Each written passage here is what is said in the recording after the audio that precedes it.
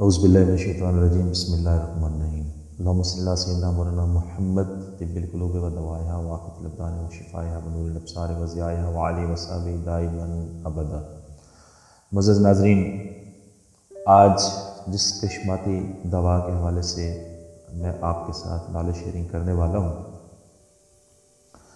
سب سے پہلے تو میں آپ کو یہ بتا دوں کہ اگر اس ویڈیو میں ہم اپنا مقصد پورا نہ کر سکے، یعنی جو بات ہم آپ کے ساتھ شیئر کرنا چاہتے ہیں اگر ہم پورا نہ کر سکے تو نیکسٹ ایپیسوڈ میں ہم اس کو مکمل کرنے کی پوری کوشش کریں گے۔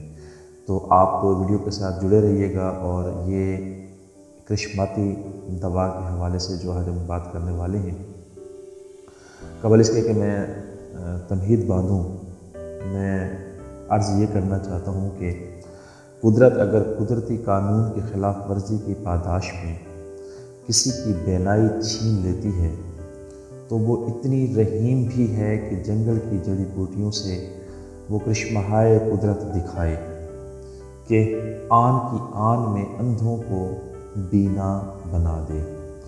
یہ کرشمہ اللہ رب العزت نے سنریریا مارٹیما، ہم کہتے ہیں کہ بہت خوبصورت دوا سنریریا مارٹیما کے اثارہ یعنی رس میں تفویض کیا ہے، یعنی جو سنریریا مارٹیما کا ایکسٹریکٹ ہے اس میں یہ صلاحیت اللہ رب العزت نے رکھی ہوئی ہے۔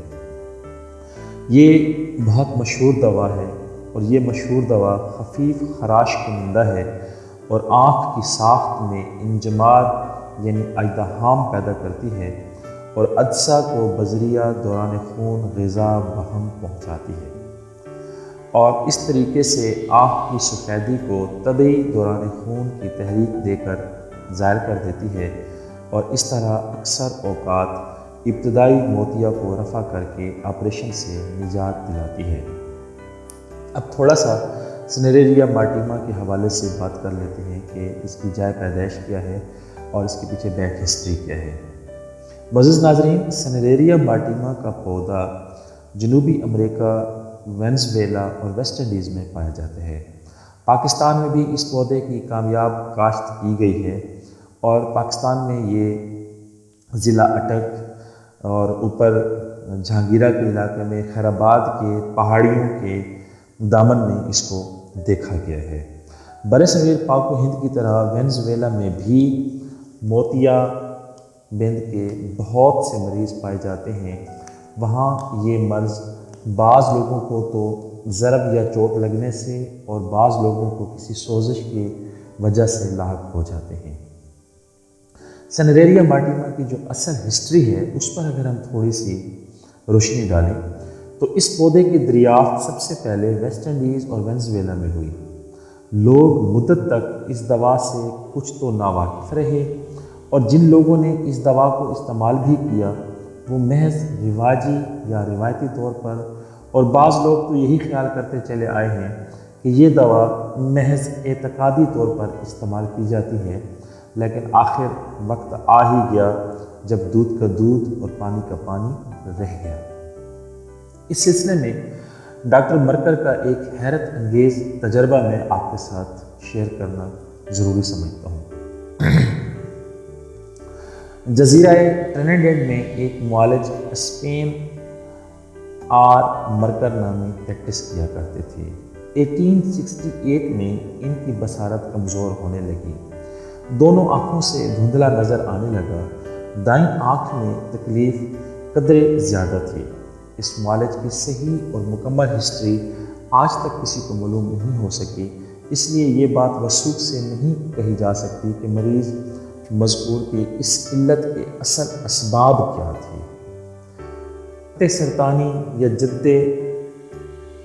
خط سرطانی یا جدی آب و ہوا میں اس مرض کے کئی اسباب ہو سکتے ہیں جو اندر ہی اندر کام کرتے رہتے ہیں، اور جو ان لوگوں پر جلدی حملہ آور ہو جاتے ہیں جو باہر گھومتے رہتے ہیں اور جنہوں نے معتدل آب و ہوا میں پیدائش پائی ہے۔ تاریخی طور پر یہ پیش کیا جاتا ہے کہ ڈاکٹر مرکر کو موتیا کی شکایت شدید نہ تھی۔ اس سے مطلب یہ ہے کہ ڈاکٹر مرکر کی آنکھ کی سفیدی صرف اجزا کے اندر محدود تھی۔ کیپسول یعنی آنکھ کی رشا مجلل میں کوئی نقص نہیں پڑا تھا۔ ڈاکٹر برکت صاحب کو یہ شکایت پورے 14 سال جاری رہی۔ 14 سال کے بعد بائیں آنکھ کا آپریشن کروانا پڑا۔ یہ بات معلوم نہیں ہو سکی کہ آپریشن کس شخص نے کیا، کہاں اور کس طرح ہوا۔ البتہ یہ یقینی طور پر ثابت ہے کہ ڈاکٹر مرکر بیچارے کا یہ آپریشن ناکام رہا اور اس کی بائیں آنکھ ہمیشہ کے لیے زائد ہو گئی۔ ڈاکٹر مرکر اب بالکل اندھا ہو گیا۔ یہ اندھوناک واقعہ اس غریب الوطن ڈاکٹر کے لیے کس قدر افسوسناک ہوگا، اس کا علم اسی شخص کو ہو سکتا ہے جو عمر کا ایک عزیز حصہ پہلے تو طبی تعلیم حاصل کرنے میں صرف کرے، پھر لوگوں کی بھلائی کی خاطر اپنا وطن عزیز چھوڑ کر دوسری جگہ چلا جائے اور وہاں جا کر عین شباب کے وقت اندھا ہو جائے۔ ڈاکٹر مذکور کی دلی امنگیں اور زندگی کے ولولے کس قدر خاک میں ملے ہوں گے، لیکن ہمیں اتنا معلوم ہے کہ نیک بندوں کا یہی حشر ہوتا ہے۔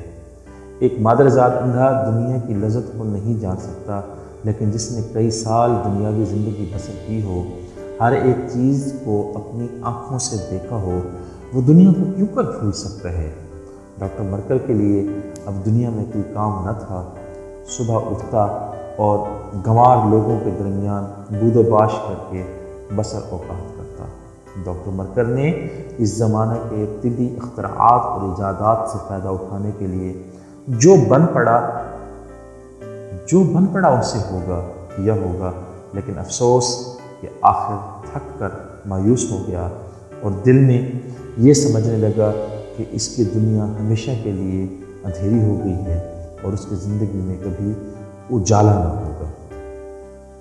معزز ناظرین، میری ویڈیو تقریباً 7 منٹ کے راؤنڈ اباؤٹ میں جا چکی ہے، لیکن ڈاکٹر مرکر کی جو شفا کی جھلک ہے وہ میں آپ کو اسی ٹاپک کے 2nd ایپیسوڈ میں بتانے والا ہوں۔